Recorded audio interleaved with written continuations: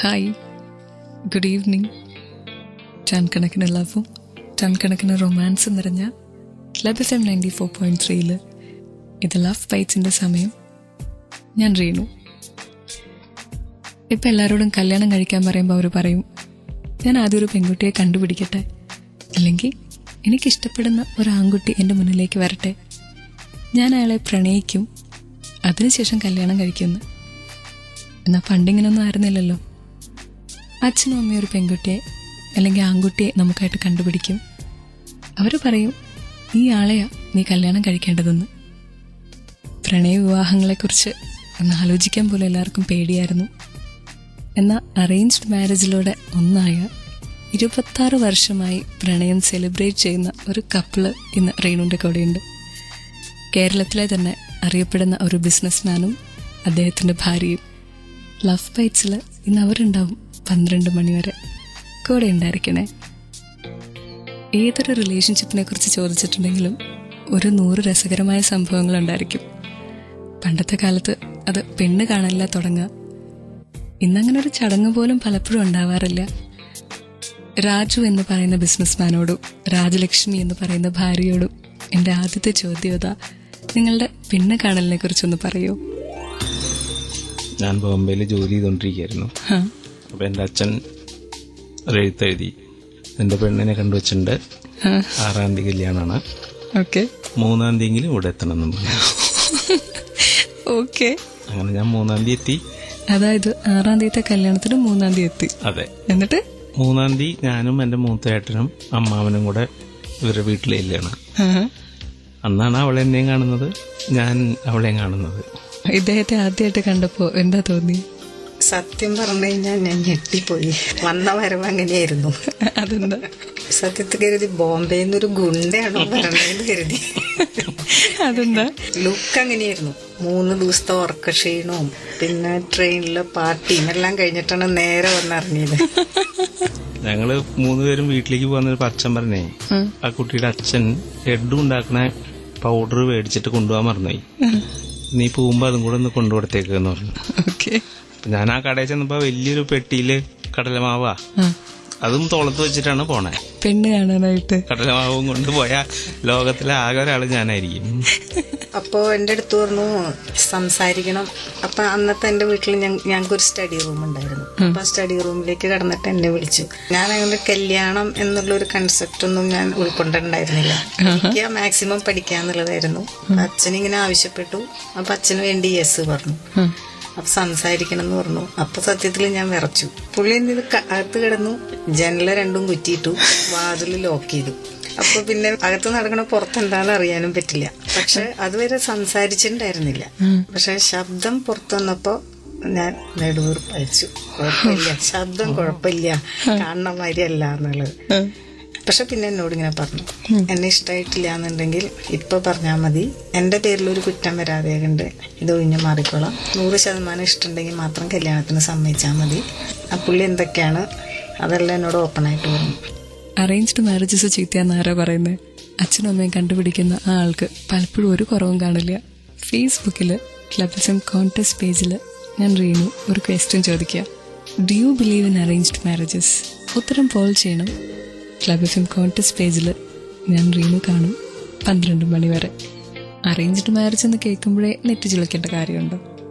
എല്ലാ ബന്ധത്തിനും ഇല്ലേ അതിൻ്റെതാകുന്ന അപ്സും ഡൗൺസും പ്രത്യേകതകളും ഒക്കെ.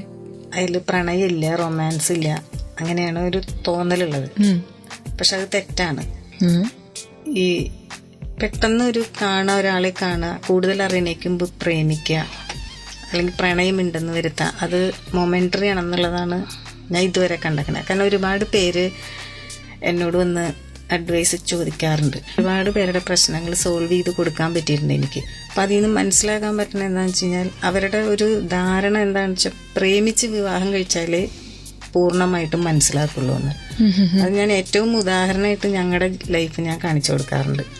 ഞങ്ങളൊരു ഫോട്ടോ വരെ അങ്ങോട്ടും കാണാതെ കണ്ടാണ് എൻ്റെ അച്ഛനും രാജേട്ടൻ്റെ അച്ഛനും പരസ്പരം ഇഷ്ടമായി എന്നറിഞ്ഞു. അമ്മമാരുടെ ഇഷ്ടം കൂടെ നോക്കാതെ കണ്ടാണ് അവര് പറഞ്ഞത്. ഞങ്ങൾ അവരുടെ വാക്കിനെ മാനിച്ചു. ഈശ്വരന്റെ അനുഗ്രഹം കൊണ്ടായിരിക്കും ഞങ്ങൾക്ക് ഇതുവരെ പ്രശ്നങ്ങൾ ഉണ്ടായിരുന്നില്ല. ചെറിയ ചെറിയ വഴക്കുകളൊക്കെ ഉണ്ടാവും, അഭിപ്രായ വ്യത്യാസങ്ങൾ ഉണ്ടാവും. പക്ഷെ അത് കഴിഞ്ഞ് സോൾവ് ചെയ്ത് വരുമ്പോഴത്തേക്കും ഇഷ്ടം കൂടിയിട്ടുണ്ടാവും. അല്ല, അതില് ഫാമിലി എന്ന് പറഞ്ഞൊരു ബോണ്ടിങ് ഉണ്ട്. ഇപ്പൊ നമുക്ക് കുടുംബത്തിന്റെ ഒരു സപ്പോർട്ട് എന്ന് പറയുന്നത് അത് നമ്മൾ അനുഭവിച്ചാൽ തന്നെ അറിയാൻ പറ്റുള്ളൂ. ഇപ്പൊ വീട്ടിലാലോചിക്കാട് തെറ്റാണെന്നല്ല ഞാൻ പറയുന്നത്. ഒരു ആൺകുട്ടിയും പെൺകുട്ടിയും കൂടി ഇഷ്ടമായി കഴിഞ്ഞാൽ, എന്തെങ്കിലും വഴക്കുണ്ടായി കഴിഞ്ഞാൽ അടുത്ത വാക്ക് എന്താണെന്നറിയോ? I quit. ശരിയാണ്. ഇത് മൂന്നാമതൊരാളായിട്ട് ചോദിക്കാനോ അവർക്ക് കഴിയുന്നില്ല. അതേസമയം കുടുംബത്തിലെ ആൾക്കാർ ഇപ്പൊ അച്ഛനമ്മമാരൊക്കെ ആലോചിക്കുകയാണെങ്കിൽ ആദ്യം തന്നെ എന്താ ഈ അച്ഛനോട് പോയി പറയും, അല്ലെ അച്ഛൻ ചോദിക്കും അവൻ എന്തെങ്കിലും ഇഷ്യൂസ് ഉണ്ടോ നിങ്ങൾ തമ്മില്. തീർച്ചയായും. അപ്പൊ നമ്മള് മനസ്സ് തുറന്ന് പറയും, ഇങ്ങനെ ഒരു പ്രശ്നം ഉണ്ടാച്ചാന്ന് പറയാം, അതിങ്ങനെ സോൾവ് ചെയ്തോടാ, കുഴപ്പമില്ല എന്ന് പറയും. അതെ അതെ. അപ്പൊ എന്താ പറ്റുന്ന വെച്ചാൽ ജീവിതം നല്ല രീതിയിൽ മുന്നോട്ട് പോകും. പണ്ട് ഞങ്ങളുടെയൊക്കെ പ്രായത്തിൽ പറയാ, കല്യാണത്തിൽ എന്തെങ്കിലും ഞാൻ നിന്നെ വീട്ടിൽ കൊണ്ടാക്കും എന്ന് പറയും. അപ്പോഴത്തെ ഏറ്റവും വലിയ ഭീഷണി. ഇപ്പൊ ആരെങ്കിലും പറയോ? ഇപ്പൊ പറയും ഞാൻ പോവാണ്, നീ പൊയ്ക്കോ. അപ്പൊ അത് തെറ്റാണ്. കുടുംബത്തിൽ നിന്ന് കിട്ടുന്ന ഒരു സപ്പോർട്ട്, മോറൽ സപ്പോർട്ടൊക്കെ ഇല്ലേ, അത് ഭയങ്കര വിലയുള്ളതാ. അത് അനുഭവിച്ചാൽ തന്നെ അറിയുള്ളൂ. ചോദ്യങ്ങൾ അവസാനിച്ചിട്ടില്ല. പിന്നെ ഇതുപോലെ ഒരു കപ്പിളാ നിങ്ങളെങ്കിൽ 56070 ഒരു മെസ്സേജ് അയക്കുക. ഇവിടെ ലവ് ബൈറ്റ്സിൽ റീനുവിന്റെ കൂടെ ഒരു അംഗമാവാം. ഫോമാറ്റ് ലവ് FM സ്പേസ്, നിങ്ങളുടെ പേര് സ്പേസ്, നിങ്ങളുടെ പാർട്ട്ണറുടെ പേര്. ഏതൊരു റിലേഷൻഷിപ്പിലും കാണും ഒരുപാട് സപ്പോർട്ട് കൊടുത്ത് അവരെ സ്നേഹിച്ച് അവരോട് ചേർന്ന് നിൽക്കുന്ന ഒരാള്. റീനുവിന്റെ കൂടെ സ്റ്റുഡിയോയിൽ ഇന്ന് 2 പേരും കൂടിയുണ്ട്, രാജുവും രാജലക്ഷ്മിയും. അവരോട് ഒരുപാട് അടുത്ത് നിൽക്കുന്ന ഒരു സുഹൃത്ത് ജെയിംസ് അവരെ കുറിച്ച് ഇപ്പൊ സംസാരിക്കും. ശരിക്കും പറഞ്ഞാല് രാജുവിന്റെ സഹധർമ്മിണി എന്ന് പറയുന്നത് 2 പേരും ഭാര്യ ഭർത്താക്കന്മാരല്ല. അവര് ശരിക്കും പറഞ്ഞാല് ഇപ്പോഴും ഒരു ടീനേജ് ഫ്രണ്ട്സ് ആയിട്ട് നടക്കണേ.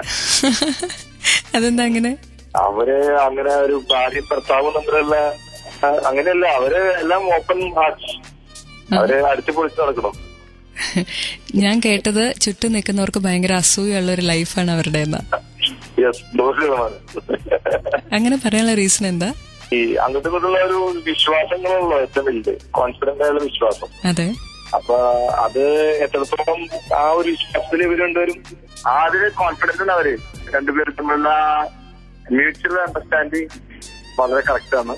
രാജുവിനെ പിന്നെ രാജുവിന്റെ ബിസിനസ്സിലും വളരെ സീരിയസ് ആയിട്ട് അറിഞ്ഞ് സഹായിക്കാനും അതനുസരിച്ച് ആളെ ഫോളോ അപ്പ് ചെയ്യാനും ആളെ കാര്യങ്ങൾ നോക്കാനും, അല്ലെങ്കിൽ എപ്പോഴും അങ്ങനെ പ്രതിഷേധം പറയാതെ ഇതൊക്കെ ബിസിനസിന്റെ പാർട്ടാണെന്നും ഏജൻസിയുടെ പാർട്ടെന്നൊക്കെ വിശ്വസിച്ച് ഒരുപാട് കുറ്റം തെറ്റും പറയാതെ അതിനെ പ്രൊമോട്ട് ചെയ്യാനും ഒക്കെ സഹായിക്കുന്ന ഒരു ഫ്രണ്ട് എന്ന രൂപത്തിൽ മുന്നോട്ട് പോകുന്നു ഞാൻ വിചാരിക്കുന്നത്.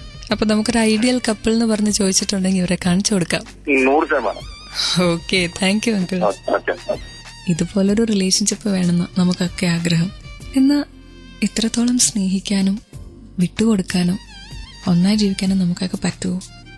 ക്ലബ് FM ലവ് ബൈറ്റ്സിൽ ഞാൻ റീനു പറയുന്നു, അങ്ങനെ പറ്റണം. അവിടെയാ വിജയം.